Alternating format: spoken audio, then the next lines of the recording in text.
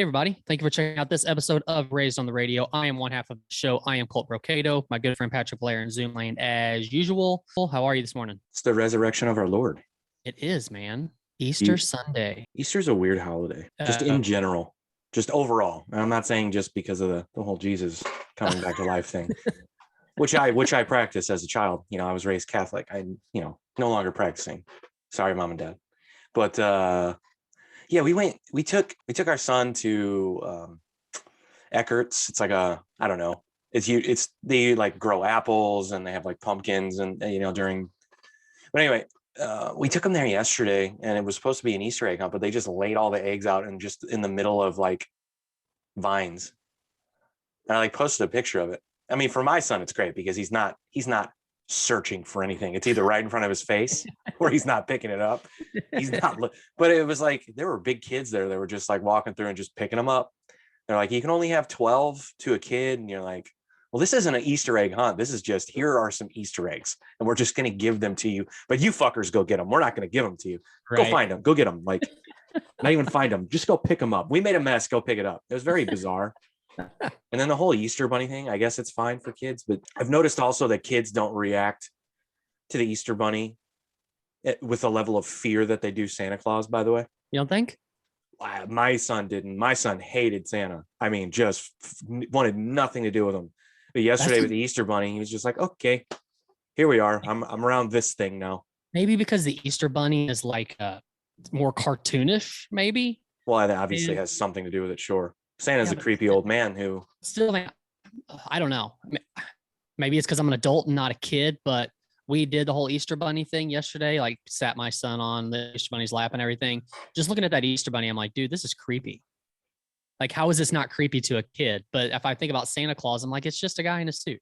Santa's worse, if you ask me. Come sit on my lap and tell me all of your wishes and desires. No, that's it. Insanely creepy. So I understand why kids cry.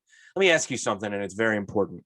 Mm-hmm. Do you like Peeps? I'm not against them, but they're not my favorite thing in the world. Oh, I know.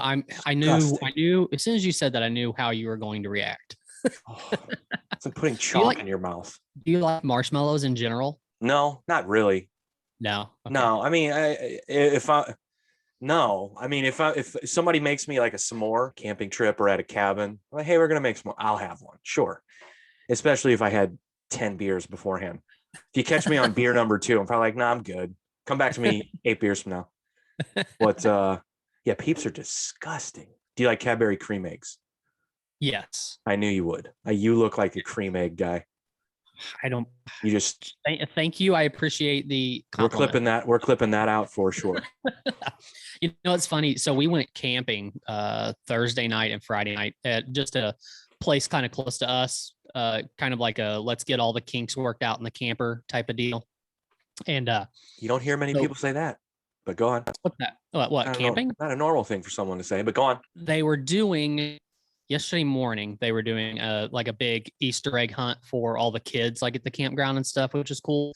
But then they were doing one at night with flashlights, and I was thinking about how terrible of an idea that is. Why? Especially because the town we were in is more than likely going to be 3/4 of the people are going to be hammered out there with a flashlight in the dark with a lot of other adults trying to find eggs. Were the eggs at least glow in the dark? I don't know. If you have to have flashlights, I would say to see where you're walking so you don't step into a sinkhole. Yes. But I'm saying like, okay, let me get this straight. We won't let kids go out and trick or treat, right? But we'll let them hunt for eggs at night. No, this is adults. Back up. I missed something here. What are you talking about? So in the morning on Saturday, they were doing a kids Easter egg hunt, but Saturday night, they were doing an adult Easter egg hunt. I missed that part of it. Why? After dark with flashlights. I don't know. Let me guess. I don't know if booze in the eggs. Maybe. Yeah, of course. Yeah. I could see that. Maybe they're like those little wild turkey bottles and stuff, something like that. That's specific to white people, right? That has to be an adult Easter egg hunt. What other community? How did you throw racism into this somehow? No, it's not. I'm white. I can be racist against white people all I want. I can do what I want here. I'm saying, are you saying I'm racist because I don't think any other group of people would have an adult Easter egg hunt? But also you said wild turkey, which makes it whiter.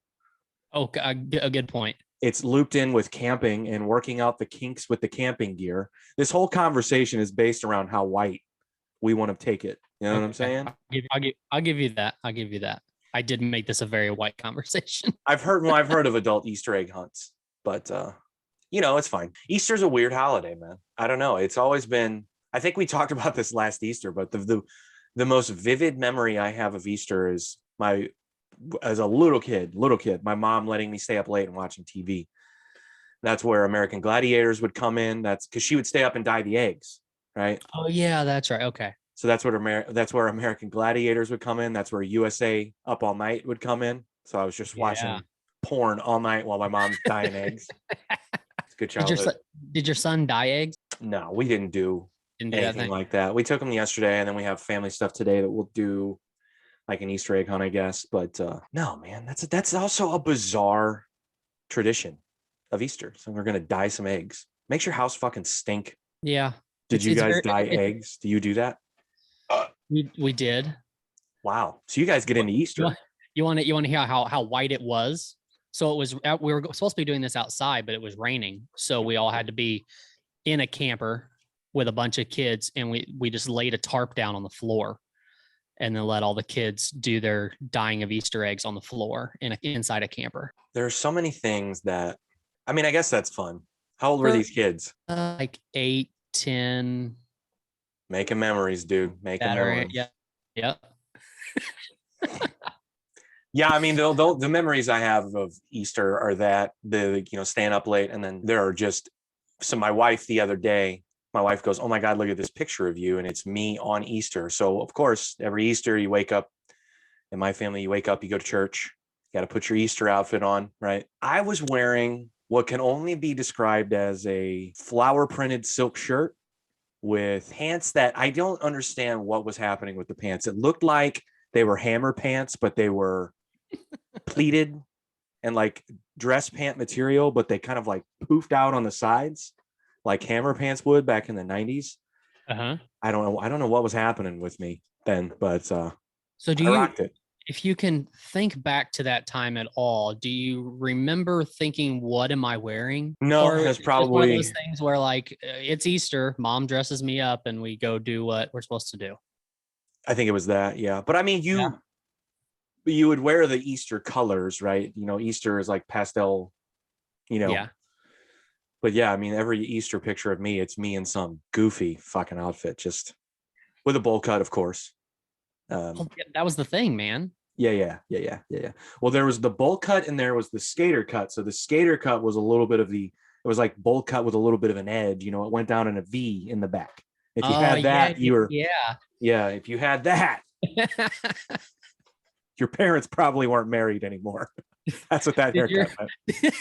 Did your mom make your bowl cut for you? Did she cut your hair into a bowl cut? No. Because there were the moms who would like do the cutting of the hair for their kids, where they actually used a bowl to do that. Is that real? I think so. I don't think that's real. You don't think so? I'm sure there are videos you can find of moms doing that, so I probably shouldn't say that. Did you watch any fights last night or anything?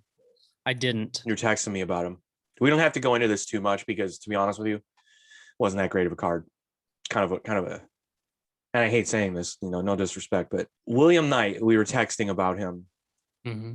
I feel it's an incredible disservice to that guy's career that people, don't show him how to strike properly, not putting his chin up in the air, because he finally did hurt him. He got caught bad. But B, why would you let a guy just, all things considered, he's still a monster, like muscular, right? But he got fat. Let's just call it what it is. He got fat. Why, as an MMA team, a coach, a trainer, group of trainers, group of coaches, and I want to talk to the number of people that I know that actually have done this and know about this more than I do. I'm just, I'm armchair quarterbacking the situation, but why would you let a guy get fat? How does that benefit him in any way, shape, or form? John Vellante, he was a light heavyweight. He fights and he's the same trainers as Chris Weidman and Aljamain Sterling and all that. Yes. Yep. He went up to heavyweight. And it's like, dude, you went up to heavyweight, but you didn't get bigger. You just got fat. And he's 0-3 as a heavyweight or whatever. Like, but William Knight went from 185 up to heavyweight, right? I thought we established he never fought at 185.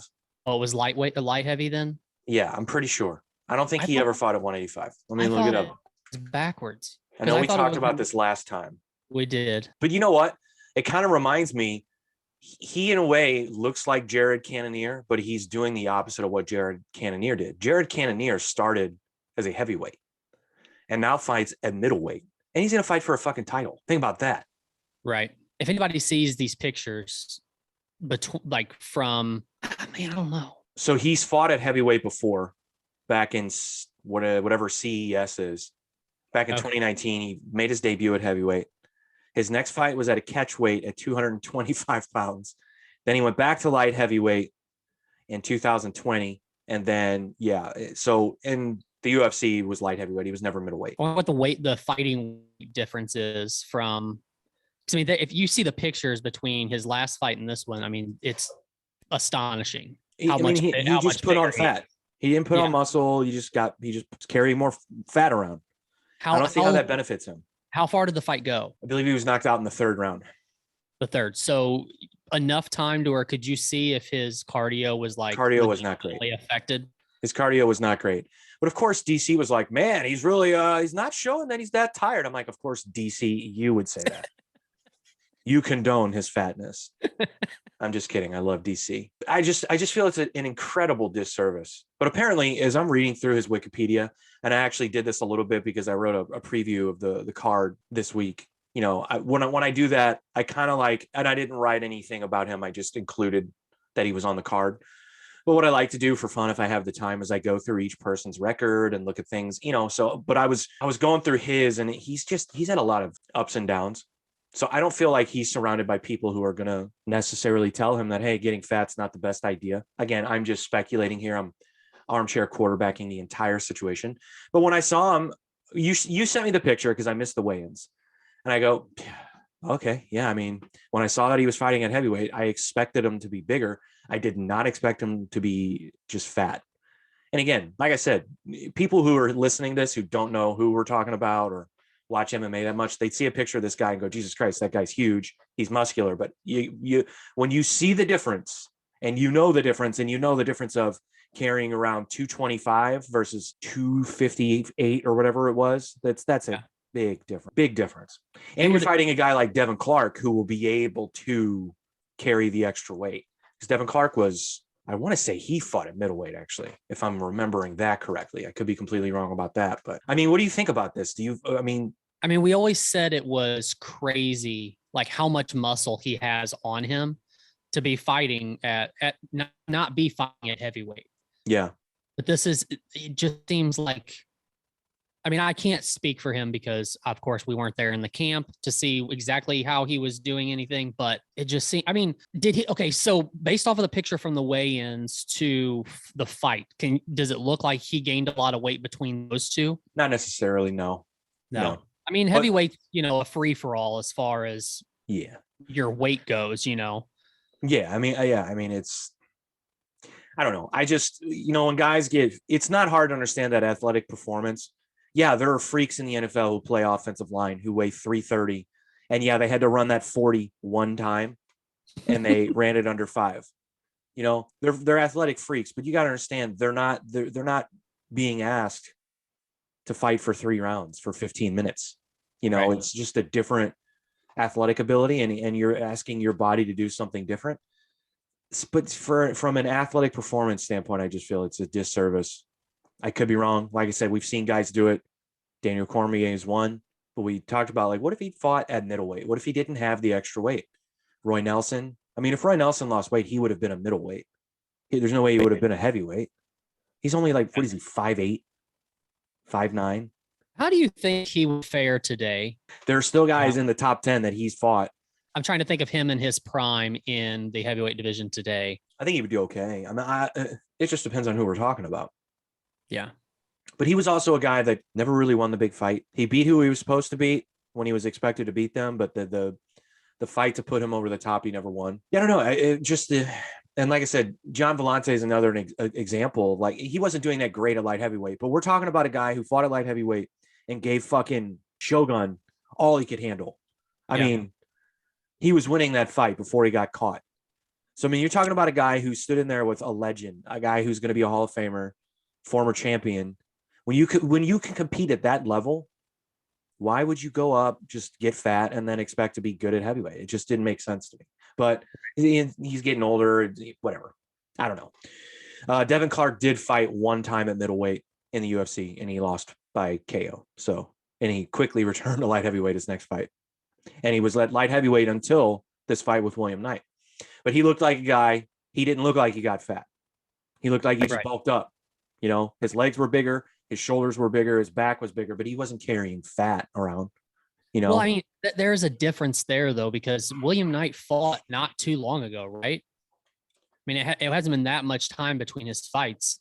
So his last fight was in February, UFC 271, and that was the fight where he was supposed to be fighting at 205 and he weighed in at 218. Yeah, that's right. So 2 months ago, you know what I'm saying? Like, it's not going to be easy to bulk up in between those two fights.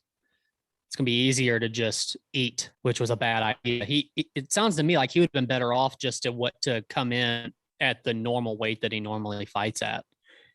Yeah, why not just fight at 220? Right. 225. Yeah. Because I don't think Devin Clark, there's no way Devin Clark was over 240. If he was, he was right at 240. But all the guys who are like, if you look, and we went down a UFC rabbit hole here, but if you look at all the guys who have competed, other than Francis, let me just be very clear, other than Francis, but the guys that have been champions in the heavyweight division have all been 236 to 248, that range. Yeah. You know, Francis is like the first true of this era anyway, first true heavyweight to be champion. Stipe fought his best when he was under 240. When he was that slim Stipe that fucking beat DC twice. Yeah, dude. Kane was 240, around there. What's going on with him, by the way? Are we still, is he going to go to prison? I don't know. I seen that he finally put out his first statement. Oh, he did. I didn't even see that. Yeah, you pull it up and read what it says. But it's mainly, I think, basically just a thank you to everyone that's supporting him. Yeah. But to everyone that has expressed your support, my family and I will never be able to thank you enough. From the bottom of our hearts and the depths of our souls, we are forever grateful for your love. Your selfless gestures and kind words have given me strength in my darkest times. The story is complex and slowly unraveling as we speak. To the true victims of this case, may God give you the strength to come forward, though it is most difficult to relive the pain that has happened to you. In speaking the truth, justice will be served and your own healing will start. I will never stop helping or loving my community and all of you. Thank you for loving me. This is like a Law and Order SVU episode right here. He's depending on people to come forward and speak out against this motherfucker that he tried to kill, which is never a good sign. They need witnesses. They need testimonies. We still don't know much about this whole thing, right? Like, we don't know if did we find out it was his daughter? No, I don't think it's ever been stated, but we just know it's family member. So, but I mean, for witnesses and for other people to come forward and stuff like that, you almost need proof that his daughter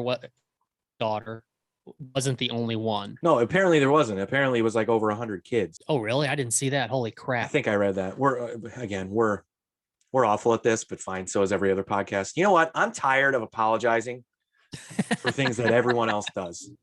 This is one of those things, though, that if this guy, which I don't know how that works, like if they had put somebody in solitary until a case is closed, I don't know how any of that works. This guy will not live in prison. You know how it goes. Well, I think, again, I'm totally saying things. It's like hot air coming out of my face, but like, don't we kind of protect those people now by putting them in like minimum risk security prisons? Is that a thing? I don't know. I could be making that up too. I watch too much TV. Maybe I need to start reading things instead of watching Law and Order SVU. Do you ever legitimately think about situations and then realize that you're in a situation to something you've seen on TV and that it's not actually how things work? All the time. All the time. I do that all the time. I relate most situations in life to like either White Men Can't Jump or Major League or something. Like I oftentimes just go, well, what would fucking Sidney Dean do? Or what would Billy Hoyle do?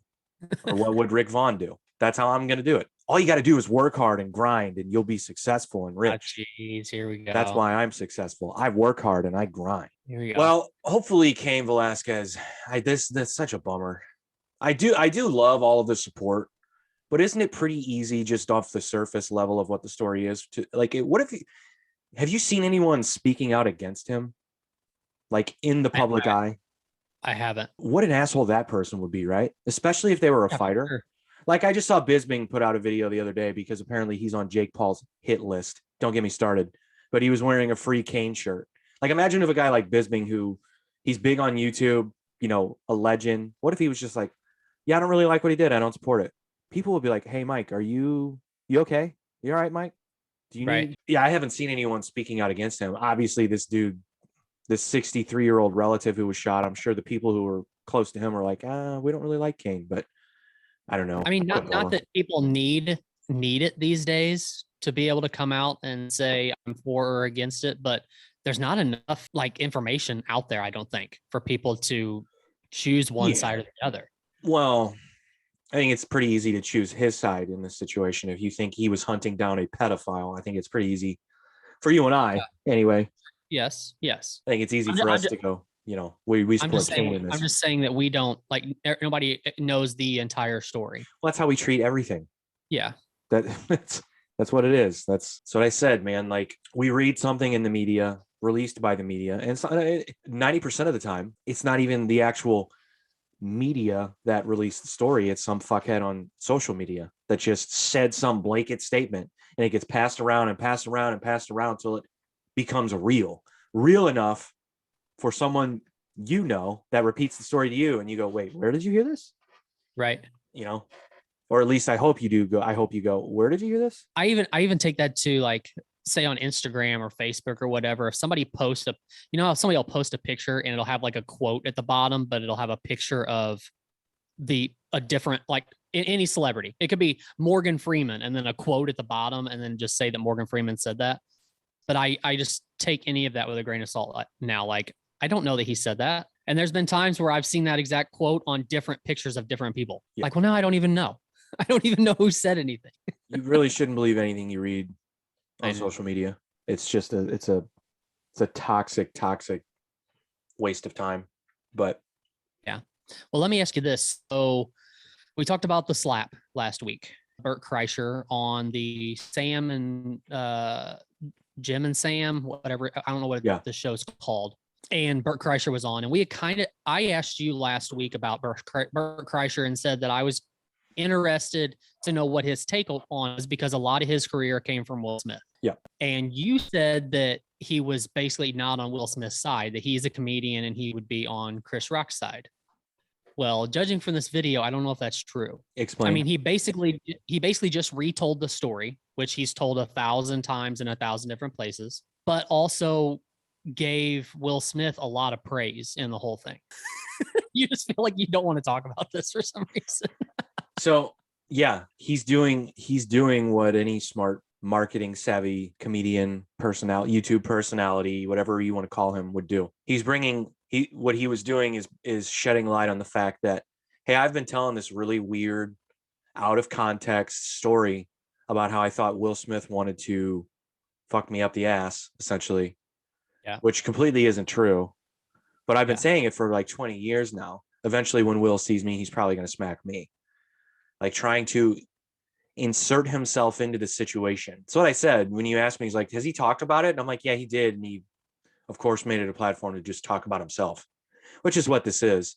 Fine, do it. I hope Will Smith does smack him. I'll say, would you, if you were in his shoes, would you have retold that story on this show or ever? Well, ever is kind of hard to say. The story's not funny though. Like, here's the thing. Like, if you know the story, and we should probably inform what we're talking about. So he allegedly was discovered by Will Smith. He's been telling this story for a long time now about how after his Rolling Stone article came out about it, he's the biggest party animal in the world because he went to college way too long. Will Smith discovered him and wanted to do some sort of a deal with him. And then he had this meeting scheduled. And then the way that he tells the story, and it's a bit in one of his specials, but the way that he tells the story is Will Smith asked him to a movie. Didn't strike him as odd when it happened, but then he started telling people and they go, You don't find it odd that another grown man wants to go to a movie with you? And then he goes, wait a minute. Am I going to let Will Smith fuck me in the ass? That's just, I'm not telling the joke properly, but that's essentially what it is. He's been telling that forever. But every time he goes on a podcast, again, loves to talk about himself, he'll tell that story over and over and over and over and over. Is he taking Chris Rock's side still? Because in that whole thing, he didn't mention the slap itself. He didn't mention. Basically what he said was, I think I've got a slap coming at me too. So he never gave the comedian perspective. It seems like everybody's either on one side or the other. Believe me when I tell you that his audience and the people that are going to be listening to that show to listen to him don't want to hear him talk about the smack and say the same thing that every comedian has said. They want to hear him talk about being smacked by Will Smith or hear the same old story about Will Smith. He did say like he and Will Smith are friends, which is like, are you? It's just very odd. It's odd for him to go on a public platform and be like, yeah, we're friends. So now I need to like apologize for everything I've said. It's like, no, you don't. I think you'll be okay. So you think he should take Chris Rock's side? Hopefully. I don't know whose side he should take. I don't think anybody's ever going to know this entire situation with Will and Jada. And like, I think people are mainly going to chalk this up to mental instability for Will Smith. Yeah. Like, I don't think the whole, like, is it fake? Is it staged? Is it real thing is even in the conversation anymore. It's more about, is Will mentally unstable? And he apparently checked himself into some kind of rehab. Did he really? But it's a rehab place. And from what I've heard, that basically means that he's checked himself into a place with all of his people that says, we need to figure out how to get ahead of this. I'm confused. What? That's not rehab. That's just working with your team. That's just doing your job. Right. Who called it a rehab facility? I feel that's kind of disrespectful to all those folks who have taken the leap to go to rehab and try to better themselves, right? Yeah, for sure. Okay, here we go. Let's go back to this. Will Smith admitted to a luxury rehab clinic after Chris Rock Oscars slap. A luxury rehab clinic. Give me a fucking look, man. You said the thing. Is he mentally unstable? Yes, most people in Hollywood are. It's really hard to keep it together when you have that kind of job. It is. It requires you to be a little bit nutty, especially when you're married to a nut too. Yeah. Did you hear? You know who Ethan Suplee is? Yeah. Do you like him? Yeah. Fan. I am. He was on the PBD podcast recently, and they were talking about Hollywood and stuff and about how Vince Vaughn got blacklisted and all this shit. And he seems to have a pretty honest understanding of it, meaning like he understands that he's in a fucking nutty business and he himself is a little bit nutty, which is why he let himself get so fat and that's why he did heroin and so on and so forth.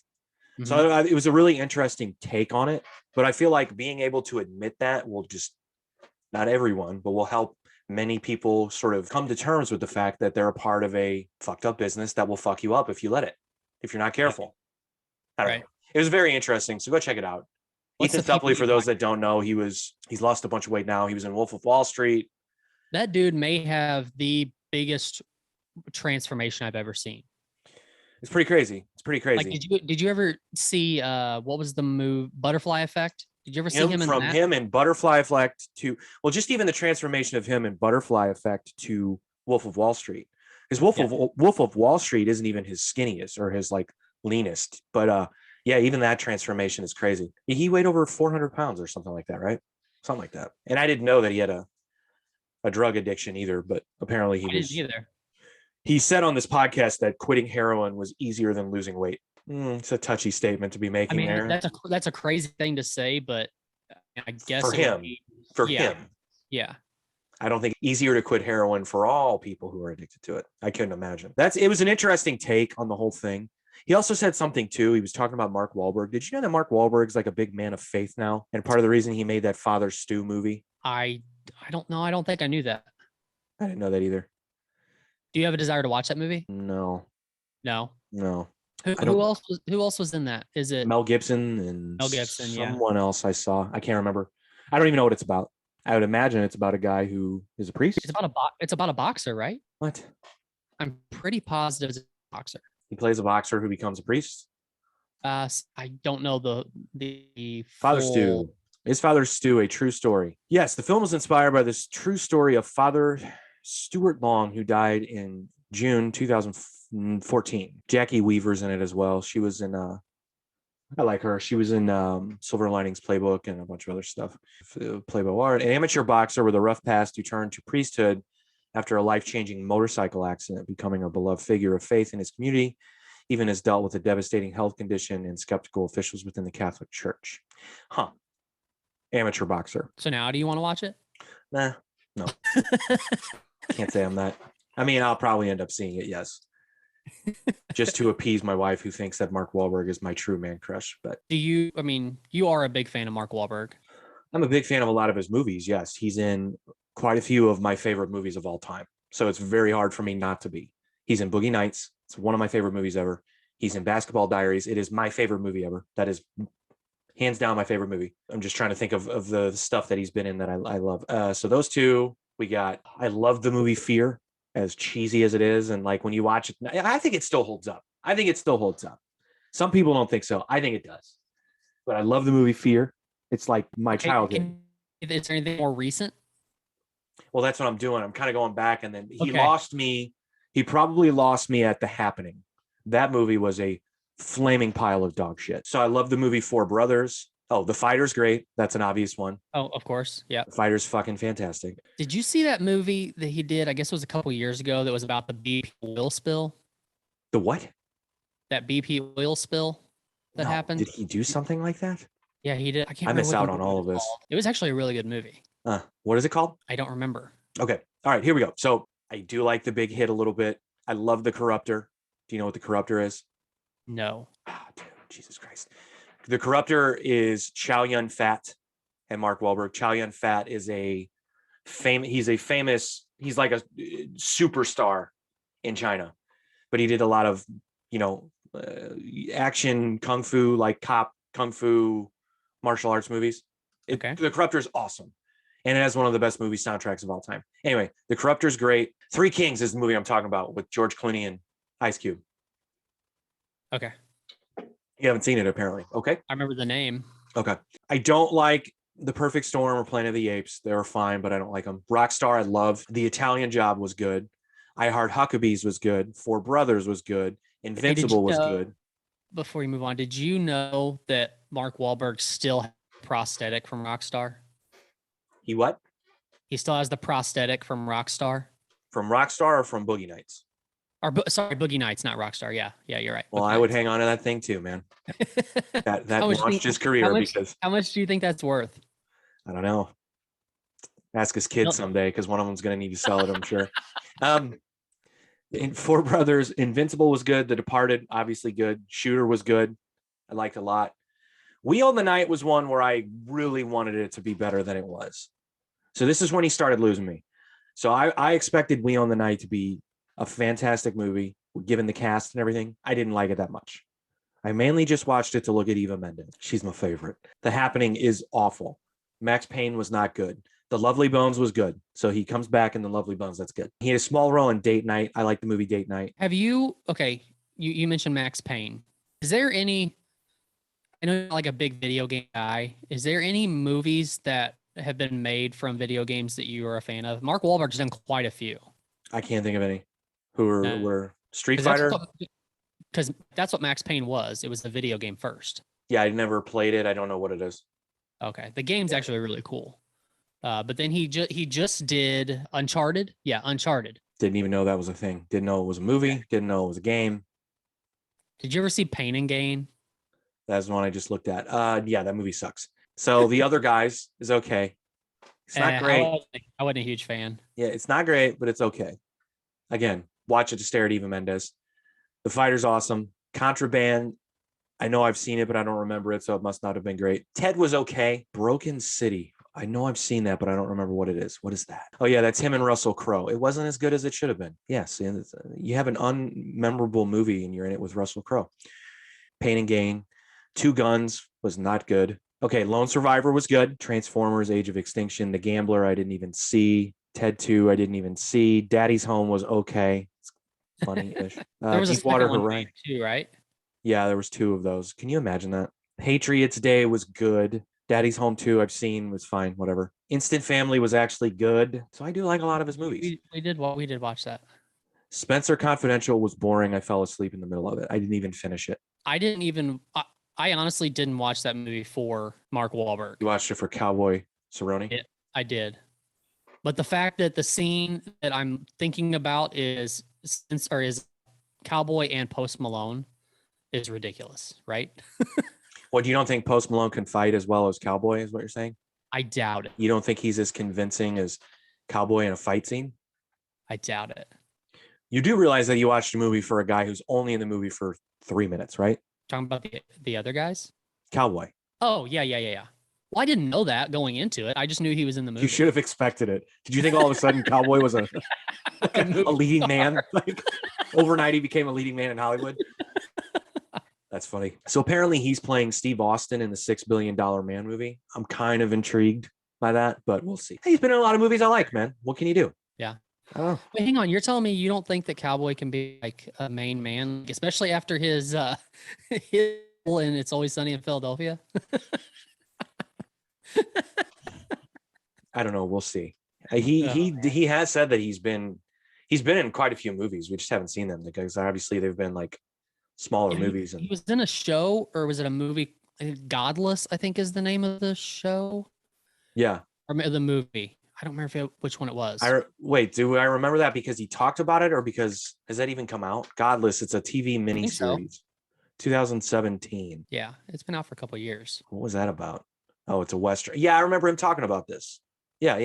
In the 1880s American West, murderous outlaw gang leader Frank Griffin hunts for ex-protege Roy Good. Frank's chase leads him to LaBelle, New Mexico, a town. Oh, LaBelle. Oh, I'm sorry. Excuse me. I can't read. Leads him to LaBelle, New Mexico, a town inhabited after a mining disaster, almost entirely by women. Oh, boy. Might have just lost me in that description. So who's in this show? Jack O'Connell. Who's that? Don't know. Scott McNairy. Don't know who that is either. Jeff Nope. Daniels is in it. Okay. Okay. I like Jeff Daniels. Keith Jardine is in it. Oh, wait. Speaking of Jeff Daniels, what was that last show that he was in? I think it was on Hulu. It was actually really good. I might know what you're talking about, but maybe not. I got his IMDb here. Like he's really American Rust. Yes. That's a really good show. What is that about? It's basically about him dating a woman whose son is being convicted of murder. It's a compelling family drama that explores the tattered American dream through the eyes of complicated and compromised Chief of Police Del Harris in a Rust Belt town in Southwest Pennsylvania. Yeah, that's what I said. You didn't say any of that. That's why my career is not making descriptions. You're not working hard enough and grinding hard enough. Apparently. Dude, you just hate this. What did you sent me? Okay, you sent me a video the other day. What was that? Was that a podcast or what was that? That was talking about Gary Vee. Had two women sitting in the middle of the. Yes, you do. I even told you, I was like, I would not believe one word that comes out of any of those four people's mouths. Why not? Explain. Or have any interest in. No. Stick to your first statement here. Why wouldn't you believe anything they say? Just judging by the show and the people. Now, why do you say that? What's wrong with the show? I would have to show people a visual of the. Of this. So you're judging people based on the way they look. Yes. How dare you? Yes. It's from the SOS Cast. So this is on the same network as the PBD podcast. And when I say PBD podcast, it's Patrick Bet-David is the guy. He's like an entrepreneur, motivational speaker, kind of like Gary Vee. Kind of one of those guys that just tells you got to make the right decisions and then you'll be successful. I've heard him say that. Make the right decisions and you'll be successful. No fucking shit. I thought the wrong decisions were going to help me. But yeah, apparently this is another podcast on the network. So it's one of the dudes who's on that podcast with him. And then he's on it with two women. The last episode had some guy that I believe is wearing fake hair. Why is he wearing? I don't know what. Anyway, so you're just saying based on the way they look, you don't believe anything they say. They were talking about Gary Vee. Apparently he divorced his wife and posted pictures of he and his new female. And apparently they're criticizing him for this because he never was really into posting pictures of himself and his wife or his family on social media. But all of a sudden he finds this new, younger woman to replace his wife. Now he's posting pictures of he and her. I don't know. Kind of a fair criticism. It's a little bit. this is also one of those things where like we don't know anything about Gary Vee's wife because, as you said, he never posts anything about her or anything like that. We don't know what any kind of behind the scenes is on him and his wife, whatever she is now. We All don't we know is him with pictures of his new girlfriend.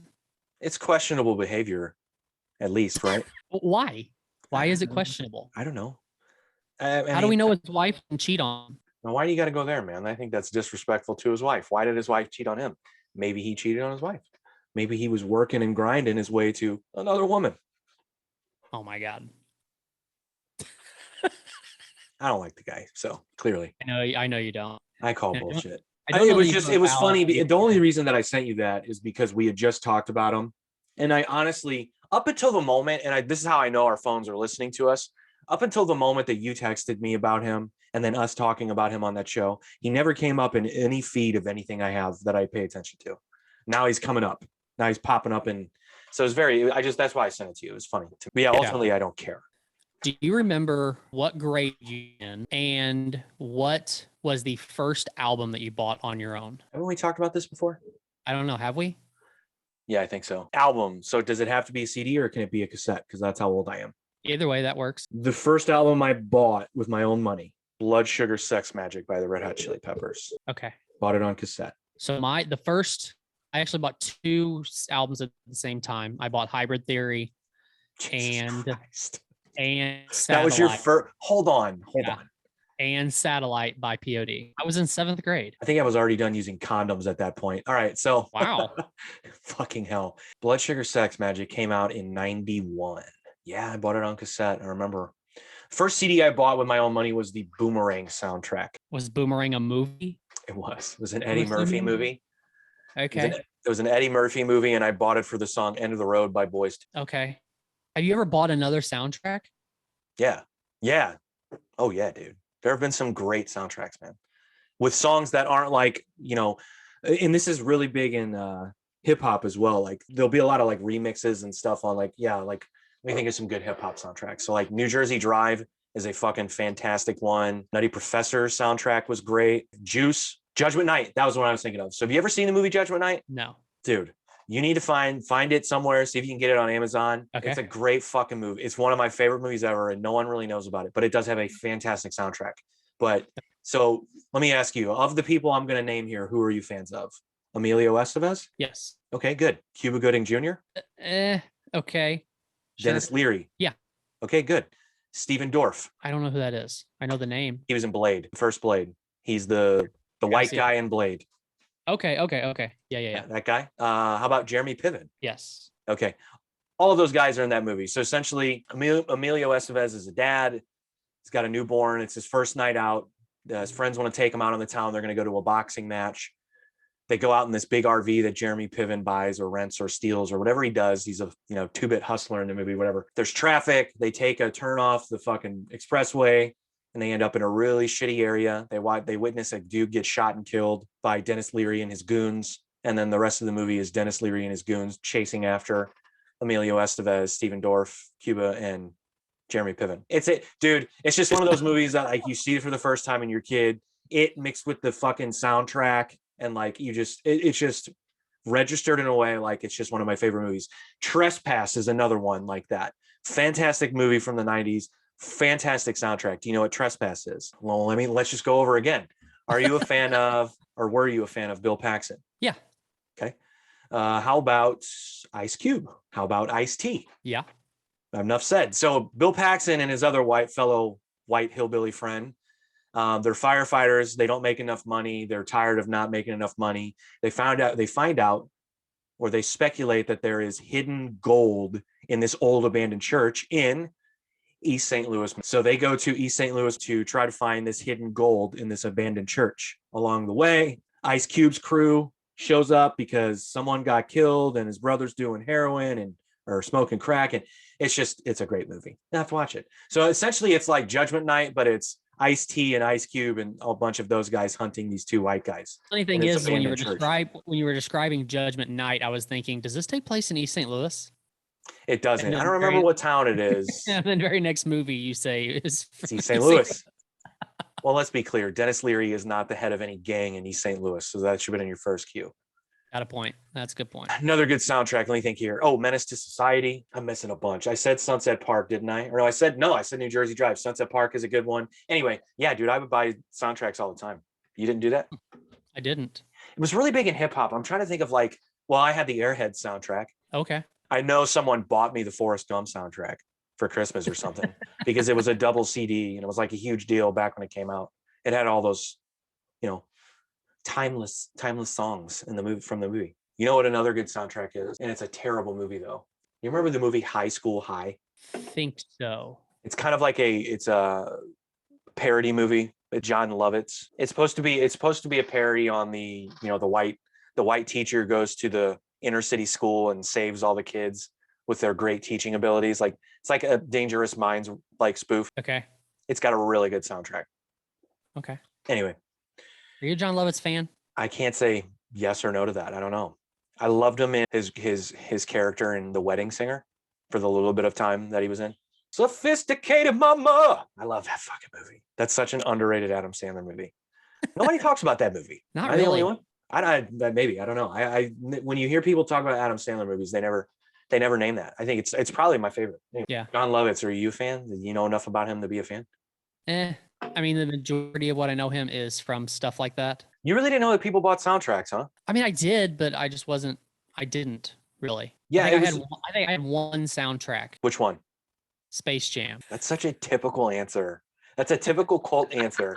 Like, Why? Come on, man. I would have expected like Space Jam or like I don't know. I was gonna say Transformers, but which would have made sense because your first fucking CD was Hybrid Theory. How is that a bad thing? It's not. It's just, well, it's not. The reason why I originally asked you that was because, so just kind of like for the nostalgic factor, I went back and listened to both those albums like 2 weeks ago or so. Yeah. And I wanted to know, like, when Hybrid Theory came out, as far as the studio sound goes, or I guess just what the band was that like a new sound for people? Do you think? Well, yeah, I think so. But I don't like getting too nerdy about this and like breaking it down in that way. Yeah, it was a new sound. I mean, was it new metal? Sure. Had new metal already been around for a long time? Sure. But I'll tell you what separated them from everyone else, especially with that record. It was just how clean and how pristine sonically it was. And I guess I'm nerding out now, but that's what really separated it. It just sounded so good. I don't know any other way to explain it. Like, if you compare it to like other bands of the genre at that time, it just, you could tell a difference. There was just, but dude, the songwriting's great. Every song on that record could have been on the radio. Every song. Yeah. Every song on that fucking record had an insanely catchy chorus that was stuck in your head after you listened to it. As far as a new sound goes, I mean, sure, I think so. There were already bands doing the two vocalist thing, but I don't think they were doing it. No one had a Chester. No one had a singer like that. Right. But they also brought the electronic element in, and I think they did that. Well, one, they did it, I'm not going to say better, but they infused it more in a pop sort of way, and less of a lot of the bands during that time. And again, I'm top of the, if I'm thinking back to that time period, that year, and the bands I had heard up to that time that were using electronic elements, they were very industrial, very, they weren't as pop oriented, I guess. And Linkin Park brought a much more of a pop hip hop element to the electronics they were using than a lot of bands were, Well, for instance, like Slipknot had a DJ. They had Sid, but like Sid was bringing a very aggressive sort of style of DJing to Slipknot sound. Deftones had a DJ, but it was something different. I don't know. Yeah, I don't know. They were different. Why do you ask? I was just curious because I answered your question, but didn't answer your question. I felt like kind of like what you said. It was a little earlier on. I don't know. It just felt to me like for that time period, the music kind of like what you said sounded clean than anything else, especially for having all the elements in the band that they did. Yeah, but I just think they approached it in a lot of ways from a pop sensibility more so than a lot of people did. But I also think they were they were really notoriously really known for being one of the very few bands that would do this. But they would, in the very beginning, they would go into chat rooms and talk to music fans and talk to their fans, and they tried to find out what people were looking for. they were going into these chat rooms and asking like, you know, essentially, what are you looking out of? What are you wanting to hear out of a new band? You know, I'm not explaining this well. They would be able to explain it better, but they were notoriously known for being that band, which I think is cool. They were very interactive with their fans, and I think they still are. I think that's kind of hard. I think that's kind of hard though, right? Because like even today, if a band were to go on Twitter or go on Facebook or Instagram or whatever and post and say, hey, what do you want to hear out of a band right now? You're going to get a billion different answers. Yeah, but also everyone does it now. We're talking about, this is before social media. There was no social media. Okay. I mean, that's how long ago. I mean, they were literally going into internet chat room where you had to really like spend time. It wasn't as easy as tweeting, or it wasn't as easy as asking a question on Facebook. You had to spend time in there. So I think they put in the work in that sense. But also, again, I think they just approached it from a very pop sort of mentality. In a lot of ways, I know their fans, like their diehard fans would hate me saying this, but Nirvana did the same thing. Kurt Cobain's approach to songwriting when it came to being pop was very succinct. Like he wrote pop music, but had a lot of elements of the sort of punk rock that he listened to and things like that, that made it, when they came out, different. But also what separated them and made them so much bigger than a lot of the bands that were present at that time was just they were poppier, to me anyway. But I think album sales would tend to agree with me. I guess I don't know if I understand like what you mean by poppier, because it's just a music fan. I guess it was that easy. That grunge style music. I don't hear pop in that. It could be easily translated to a top 40 listener. Okay. So they had crossover appeal, is what I'm saying, and I think Linkin Park did have massive crossover appeal as well. The song in the end was, all things considered, a pop song for the time. Yeah. You know, I know it was them, and I know it was on that record, and I know that, but I mean, it was a pop song, dude. No one had songs like that. So, but I think Nirvana, again, was the same way in a lot of ways. But I also don't care. I think I don't care what you are. If you have a song that catches me, it catches me. And then I'll do my research. And if I like the rest of their music, I'm in, you know. It was so funny. I remember I was dating a girl. This is what I mean by crossover appeal. So I was dating a girl, and this was at the time when Stone Sour had just come out and the song Bother had just come out. Mm-hmm. And I remember, I think that was on a soundtrack. Probably. It seems like it would be. Let me verify this. But so that song is a ballad. It's not heavy. It's not, what's the way to put it? It appealed to, you know, everyone in a sense. It was from Spider-Man. Okay. So it was in Spider-Man. Yeah. So anyway, but I remember she wasn't necessarily a rock chick, if you will. She listened to a lot of pop. That's really what she listened to. A lot of pop, a lot of like, maybe some R&B here and there, but maybe a little bit of country. But I remember getting in her car, and she had the Stone Sour CD. And I go, oh my God, you like this band? She goes, yeah, Bother. And I go, well, that's one song. She goes, yeah, I put it in and I couldn't really listen to anything else. I was like, oh God. That's what I'm saying though. Like that crossover appeal that one song had, you know, she went and bought the CD. And again, this is before iPods and iTunes, and she went and bought the whole CD, and she got it for one song. She didn't even like the rest of the songs, because I mean, the rest of the songs are Stone Sour. Right. You know, which it was just funny. Yeah, I couldn't really listen to the rest of it. I'm like, yeah, okay. That makes sense. Why am I dating you? What was it? Through Glass? That was the other. I love that song. That's such a good song. Yeah. Those are good records too. That's a Let's go back and get some action.